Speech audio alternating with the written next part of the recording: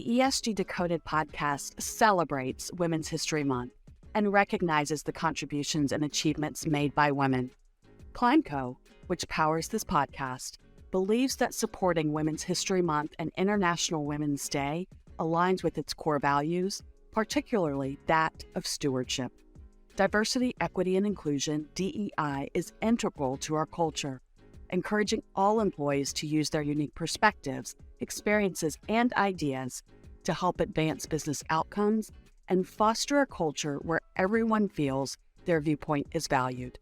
We embrace equity for women and endeavor to provide a platform to share best practices on how we can all contribute to gender equity. Enjoy this episode.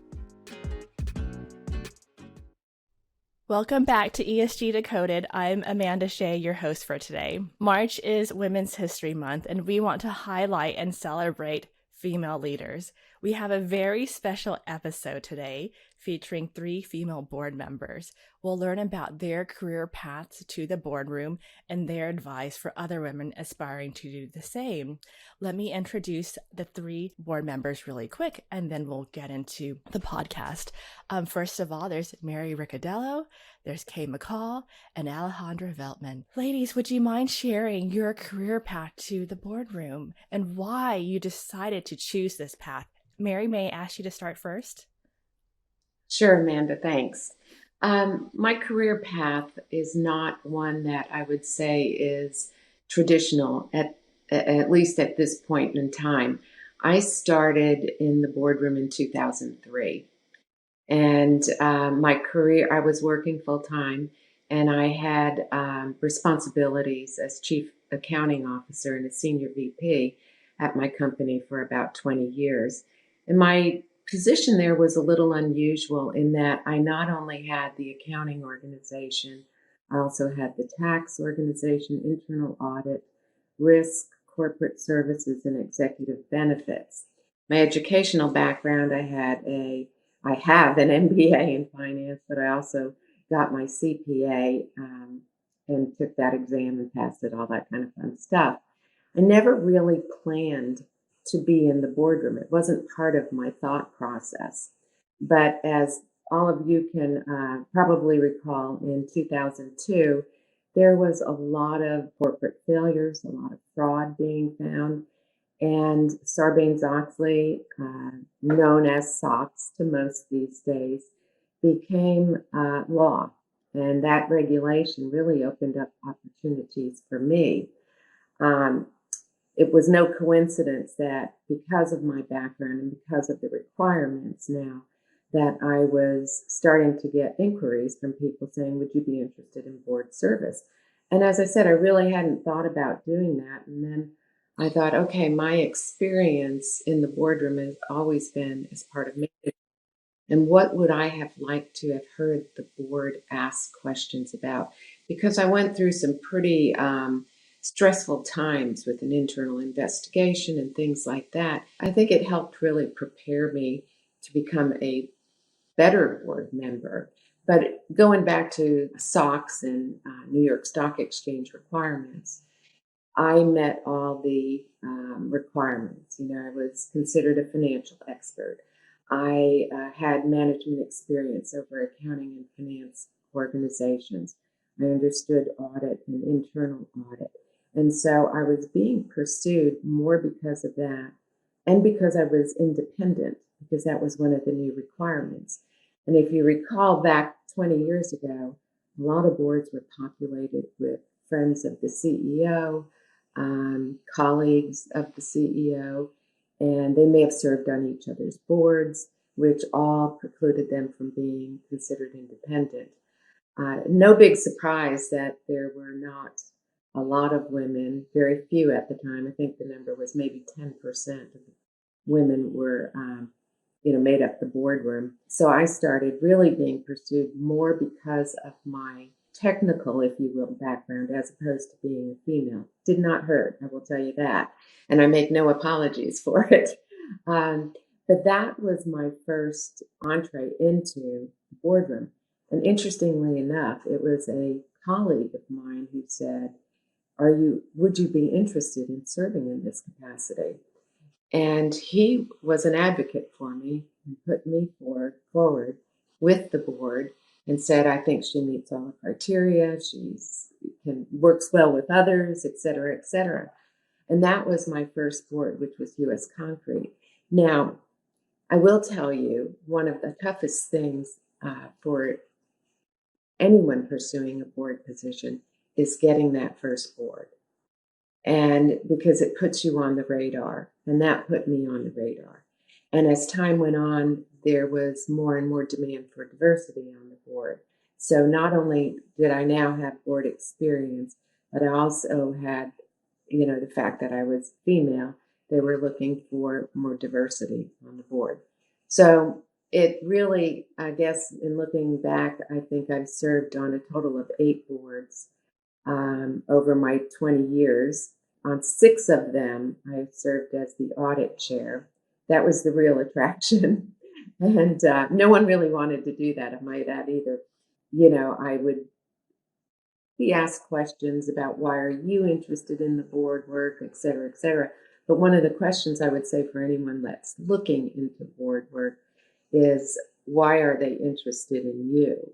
They say, well, why are you interested in this company? Well, why are you interested in me? Is as important of a question as the other.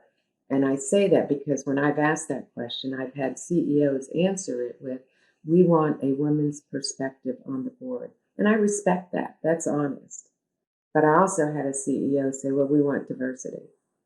If that's the only reason you're being asked to sit on a board, to me, it's not a good reason. It's not, and not surprisingly, I didn't pursue that board seat. I don't want to be someone who just checks the box. And that goes to your question of, why do you serve on boards? I serve on boards because I think my experience offers value. I have done international work. I've done investigations, both as a member of management and member of the board. I've sat there and thought about the questions. What would I like the board to ask? Well, I know now, I can ask those questions. And so I feel like I have been able to add value and add a perspective that others on the board may not have been able to do. That's kind of a quick summary. Thank you, Mary. And we'll definitely dig into a little bit more about kind of finding that good fit in a little bit. But let's hear from Kay next about your career path, Kay. Thanks, Amanda, and thank you for having me. Well, I started my career as a trial lawyer and did that for a number of years, decided I preferred to work in a different environment, and went in-house as general counsel for a client. Did that for a number of years, working in the engineering and construction business, domestic and international. Left that after about, 7 or 8 years. I was then at Enron, so Mary can thank me for her board service, for a few years, working more on the power side. I'd been in oil and gas services, went from Enron to General Electric, was there for 6 years, still acting in the capacity as a lawyer, primarily in international context, both the power and the oil and gas side. And then after about 6 years there, went to early stage wind energy company out of state, which was in the midst of an IPO process, and went as their general counsel. But timing is everything, and that's, I think all of us would say that on boards in particular. That particular move was made in 2008. So for those of us who were working in 2008, we remember what happened in the capital markets. And that meant that the IPO got canceled. I was in a company that was backed by JP Morgan and the Canadian Pension Fund. So we had good money behind us. It just wasn't going to work long term. So the company was restructured. There was a change in control. And with the change in control, I was promoted from general counsel to CEO. I served as the CEO for 8 years until we sold the business. After we sold the business, I gave myself a year off, which I'd never had. I'd always been a working mother, and for the most part, a single working mother. And at that point, I gave some thought to what I wanted to do. And people had always told me, well, you're a female CEO, you won't have any trouble finding boards. And in fact, a month after the company was sold, I got contacted by somebody looking for a board member, but that one didn't pan out. Anyway, I set the intention of wanting to do board work, and it took a couple of years to get that first one. And then, as Mary said, it's kind of it's almost a mysterious thing how it works.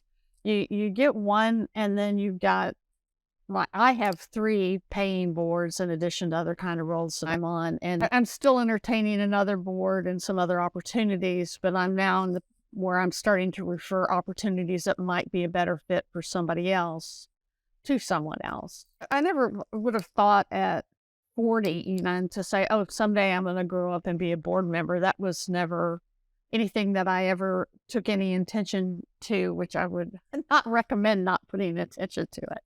But I was always heads down, trying to do the best I could and taking care of my kids, and never really planning a strategy. And I think that in hindsight, not having a strategy was not the best strategy. From the boards that I sit on now, it's really the experience that people are interested in. What have you done?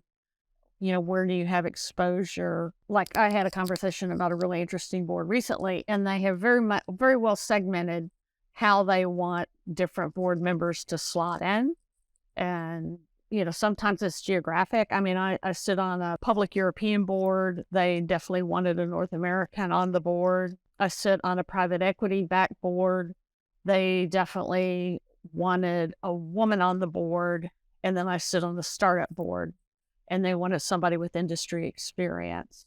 So each is very different. It's a very mysterious thing. It's not like a job process as far as I'm concerned. It's much more mystical than that. Somewhere along the way, hopefully some magic fairy dust gets sprinkled on you in the process, and you end up with something. And that's a bit how I feel how it happens to me. Thank you, Kay. Allie, would you mind sharing your career path to the boardroom?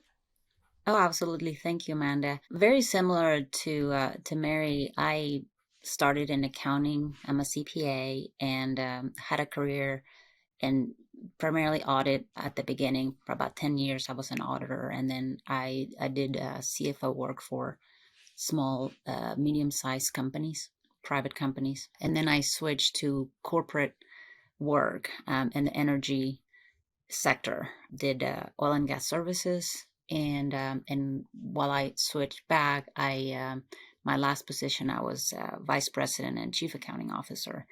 And the last company that I served was acquired, and gave me the opportunity to really take some time off, and took about 6 months off, and decided to pursue more studies. And that's when I learned about sustainability. I became really passionate about it, and it was a very different view of what I was used to in business. I think our focus was always on shareholder returns, profitability. To me, it was an undue focus from my perspective on EBITDA.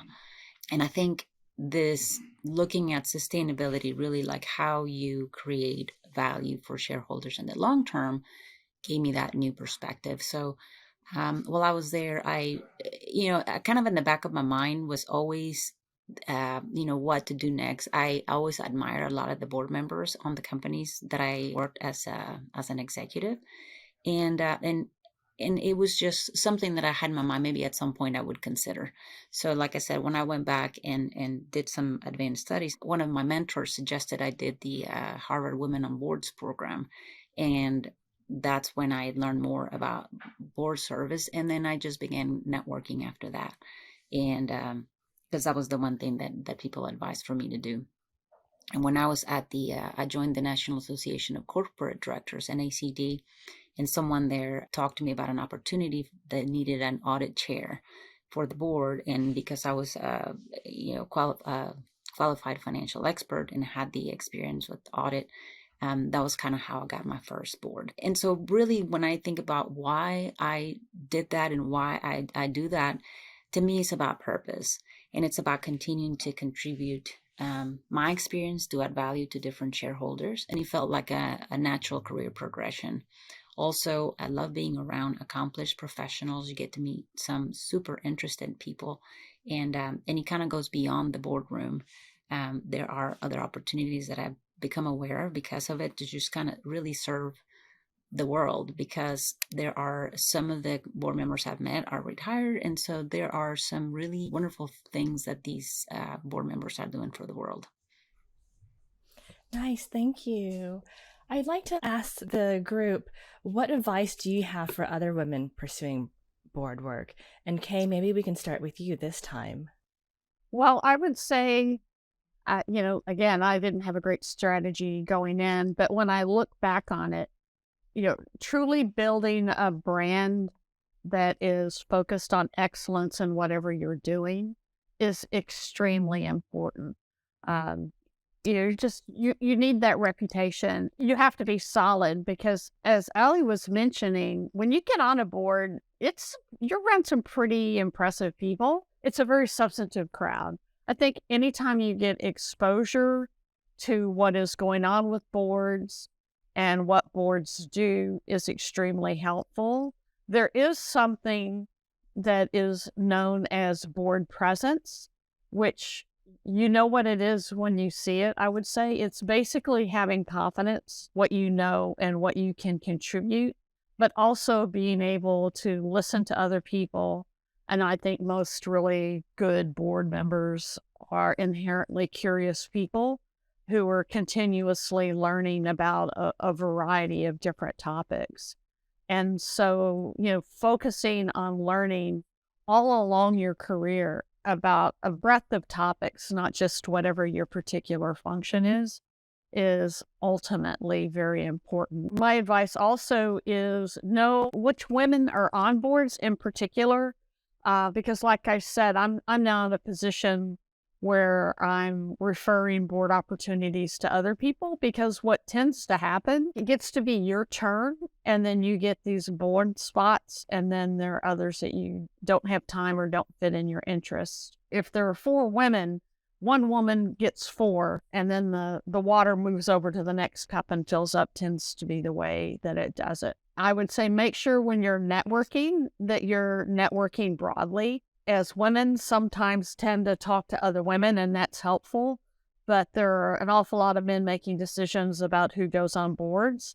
And so, all of us telling each other how great we are and how important we are is, nice, but make sure whenever you have the opportunity to connect with people with influence, it's a good thing to do. I would also say have a solid LinkedIn background and presence, because it is something that people look at. I hear people say minimize the role of recruiters in board seats. 2 of my 3 board seats came through the well-known executive search firms. I wouldn't discount establishing relationships with them, with particular people who focus on boards, and maintaining that relationship over a number of years.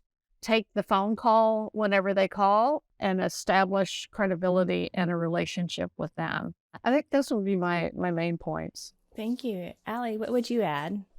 I was thinking about networking. Let every single person you know that you are interested in serving on boards. Definitely don't discount anyone, and prepare. I really think it's just preparation is good. I know that sometimes opportunities just kind of fall in people's laps. For me, it's been preparation too. And the last one is just be patient. It's not like a regular job where, the cycle is 2 months, 3 months. For a board role, it could be long. I mean, for me, I think it took me about 2 years, almost 3 years to get my first board role. And I think it's just having patience, and it's different, and then just kind of really balance it, having something else while you wait too, because it also adds to your background. And I guess I didn't mention that I also started a company, ESG Link, working on sustainability reporting, and it was sort of like hand in hand, being an entrepreneur and looking for a board opportunity. So it's preparation and patience. Yeah, I would say my timing was about the same. It took me a solid 2.5 years to get my first board. And then in 6 months, I had 3. What it rains, it pours, it sounds like. I'll tell you, it's mystical. And everybody said that, and I didn't believe it. But I think for me, my first one was a European private equity-backed board, but a domestic company headquartered in Houston. My second one was a European public company, and I honestly believe that having kind of the European credentials made it easier on the second one. And then there you go.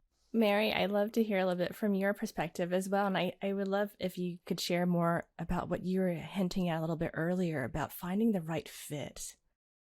Yeah, and I think this is a place to have that discussion. First thing I would say, listening to Kay and my experience about not having a real plan, is that, and I've talked to younger women who are in their 30s and early 40s who think that this is a career path they might like to pursue later on.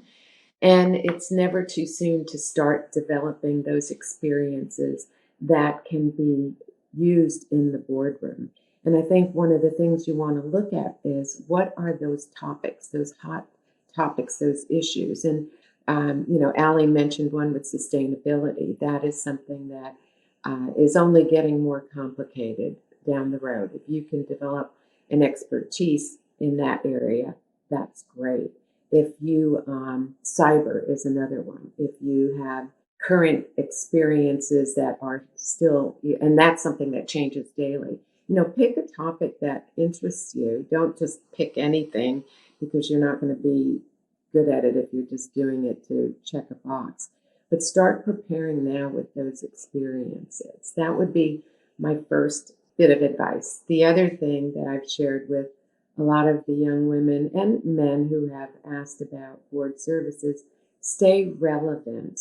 And what I mean by that is not only staying up to date on what's happening in your particular industry, but globally. And how do you do that? Yeah, you can read and you can stay informed, but, I'll get asked to speak on things and I'm always like, oh, do I have to do a speech? I'll do a panel, but I don't want to do a speech. They're easier, but it takes some of your personal time to do that.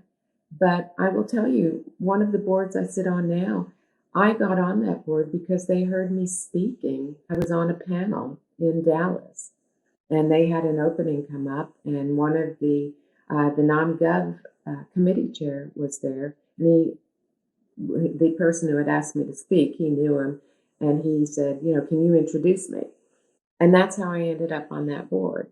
So don't underestimate the value of being out there, whether it's even doing a podcast, or if it's doing, helping out with a conference or a seminar. Allie mentioned NACD. That's a really great organization to get involved in and to meet people. Your point about finding the right fit, as I listen to everyone speaking, when you get that interview, I've always told the people that I've talked with, helping to prepare, is I said, you've already met the qualifications. They wouldn't be talking to you if you weren't qualified. These are busy people. They don't have the time to just, I'll take the interview because a friend asked me to. As Kay and Allie both said, you're dealing with people who are on multiple boards. In some cases, they're sitting CEOs, and they don't have the luxury of just, let me just go ahead and visit with someone. I know they're not the right person. So assume that you're qualified, and it really is about a fit, in my opinion, with the other members of the board. Is there a congenial relationship that you've established? Like the board that I just recently went on, we did all of the calls through Zoom. It was a very easy, natural fit. We had things in common, work things and personal things in common. We could talk about some of the unpleasant experiences we had, as well as the successes that we had, without feeling like, okay, I'm being judged. It's like, we understand this is part of the process. This is part of the experience, if you will. And so I think that is really important. And the reason I think congeniality and that comfort level is important is because once you're in the boardroom, if you don't if you absolutely do not like the people you're working with, you're not going to respect them. You're not going to listen to them. You're going to just sort of like, oh, here he or she goes again. You want people that have different opinions, but that you respect and say, let me think about that. I hadn't given it that thought. And you may not change on an issue, but you'll at least be open to listening to others' opinions and others' experiences. That's important to me. I mean, if I'm going to spend hours and hours and hours with people in a conference room for a couple of days every month, I want to come home and feel like that was worth my time and that was worth the effort that I put into preparing for the meeting. If you're pursuing a board opportunity or think that's part of your career path, make sure you understand what the role and responsibility of the board is. It's not management, and most people have come into that boardroom with chief something or other before their name, and they're used to making those decisions and saying this is how things ought to be done. You're not chief anything. You're a member of the board, and there is a line between management and board oversight, and you've got to be clear on that. And the last thing I would say is understand the risk associated with it. This is not the boardroom from 20, 25 years ago.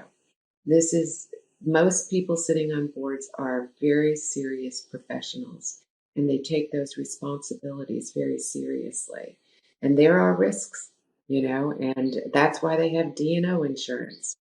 And so, you want to make sure that you understand all of that. And again, I would say NACD is a good place to go to learn about those responsibilities, along with a lot of your major universities. They, like Allie mentioned, the Harvard program, and Stanford has them, and there's a ton of them out there. Allie, I saw you nodding your head while Mary was speaking about some of this. Do you want to share your thoughts? Picking a network that you feel comfortable with. Try different ones and see which ones you feel more comfortable, because once you get into that really focused on preparation, then it could take a lot of your time. And so then all of a sudden you might find yourself having too many networking organizations. And so, try them at first, but then just focus, because you really want to get to know the people personally. When you develop those relationships, it's really kind of when it happens for you. I just wanted to agree with everything that Allie and Mary said. But on that whole networking topic, my first board came as a direct result of going to a lunch, was just a general networking lunch, with a person who brought another person along with him. And the person he brought with him told a recruiter about me. And I mean, I even barely talked to her, but she made the recommendation to the recruiter. The recruiter contacted me, and ultimately I ended up with my first board position. So I would just add that you never know which contact is going to be that contact. And a lot of times it's the small lunches, it's the one-on-ones, it's the smaller group ones that can really bear fruit. So staying out there, not just among 100 people sitting at a lunch at the Westin, but like just staying active and involved and meeting new people. Because if you're just seeing the same people over and over again, you're not expanding your network. Yeah, I would add to that networking is viewed as a key to finding whether it's a job or whether it's a board position. But it's something, if you're the individual seeking help from someone, you really have to take the responsibility to follow up and be respectful of that individual's time. I had, and I'll share an experience I had where a young woman contacted me, and a friend had recommended she contact me. So of course, I took the call and went to lunch or whatever it was. And it became a situation where she would call me and say, "What have you done for me lately?" Almost that blatant. What I try to do when I'm trying to assist them is say, these are some things I think you should consider doing. And if that individual does those things and follows up, then I'm okay with having that next call, that next coffee, and saying, all right, you've got an interview. Let's practice. What kind of things would you be asked? What kind of, if I know the people, I'll say, this is what this individual will focus on, things like that. When someone hands me their business card, most of the time, I've got to be honest with you, they'll end up in the trash. I'm not into collecting cards. And I think that those that are handing them out really need to be disciplined and selective. And as Kay said, this isn't 100 people at lunch, so I'm going to hand out 100 cards. That, I will tell you, will pretty much get you nowhere. I want to also ask about how you thought about building a portfolio board work. Well, I think one thing that sort of happens is you've got to be sure that you don't have conflict of interest. So the portfolio, to some extent, is governed by that. You're not going to be, my boards tended to be in the industrial area and in energy. And so, there are conflict issues that you had to be, and there's actual hard line issues where you would have to report things with the in the proxy if you had so much in revenue or what at sales, whatever the case might be. So in some respect, that kind of manages itself. And I would say, I joke, I said, boy, if I had my choice of boards, I'd like to be on Estee Lauder or something like that. Well, my experience says, no, you're going to be doing energy, you'll do regulated or unregulated businesses. The one, Eagle Materials, which I'm on now, is in the home building, but it's kind of real estate, which I find interesting. So it's like, yeah, I'll do that. And then Perpetra, which is an oil field services board, there's no issues with conflicts there. The other thing that sort of impacts it is meeting dates. You'd be surprised how many times you have conflicts with meeting dates. And that sort of drives your portfolio, if you will, too, where you say, I can't do that one, I have conflict. And then for me, not necessarily responsive, but I think you want to be sure you don't overboard, because I was chairing 3 audit committees at the same time. That was plenty. I didn't want to do any more boards. I didn't feel like I could do them and give the time and effort that it took to chair 3 audit committees and do it properly. So again, something that sort of self governs your portfolio, if you will. Kay, I'd love to hear from you as well, especially knowing that you serve on a variety of the companies that boards you are run the gamut. How did you decide on this portfolio or come to it? Yeah, I wish I could say that I had this kind of grand scheme and then executed it to perfection, and that's what I ended up with, but that's not really true. And my first board, which I love being on, is a company called Flexitalic, which is headquartered here in Houston and makes gaskets for a variety of industries, including the petrochemical industry. And there was nothing about that says that's the one for me. But I have a private equity background. I had a conversation with them and I had a sense for where they were and what they were trying to do and how I could perhaps help with it. I went in as a board member and within 3 months became chair of the board. They were looking for a woman, and I'm fine with that. I've never let anybody else's expectations define me. And I loved being on that board. And then the other 2, frankly, the next 2 that came to me, and they happened to be very different and very suited for me. And now I consider my limit to be 4. I don't chair an audit committee or anything like that, which is a lot of work. And so now I'm particular on that 4th one. And I look also at the dates. You have to look at that, and they're usually upfront about what the dates are. Some of them, like if you're going on a private equity board, you can see this is something that's going to be 2 years or 4 years max. You go on a public board, it could, they'll tell you what the terms are. And so it's sort of matching up. Well, this one's rolling off. I'll be rolling off of this one, and so I'll have another one. So getting a variety of terms. And for me, is there something interesting about this opportunity? I have a lot of interest, so it could be many different, I mean, I wasn't particularly interested in gaskets, but I love this board service on this particular board. And the role that I've had on it has been very well suited for me. So I think it has to be interesting to you. You're not going to be good at it if you're not curious about something about that business. Like if you go on a public board, it's going to be pretty easy to understand what the timing requirements are because they can tell you very easily. When you go on a startup board or private equity backed board, those can be a whole gamut of types of commitments, and exploring what's expected of you upfront is really important. A point there too that Kay is making it. One of the boards I joined, they were going to IPO, and the expectation is very different, private to public. Private, my experience was, and Kay, maybe you know this better than me, is you're much more involved in what I would consider management type of decisions. And that sometimes is a hard transition for a board because it's populated with a lot of private equity people to say, okay, no, that is management's decision now. You're a public company.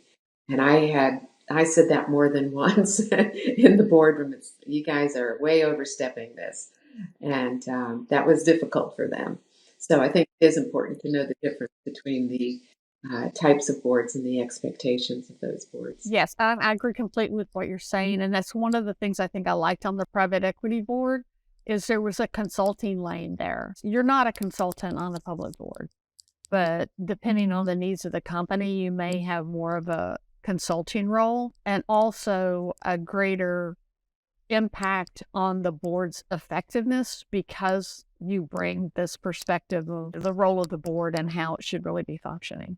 I want to ask just one, probably last question. I know we are getting close to time, but as we're talking about this and as boards are continuing to diversify, someone seeking a board may find herself being their first and only female board member potentially. How would you recommend or, advise that person to make sure it is the right fit for her?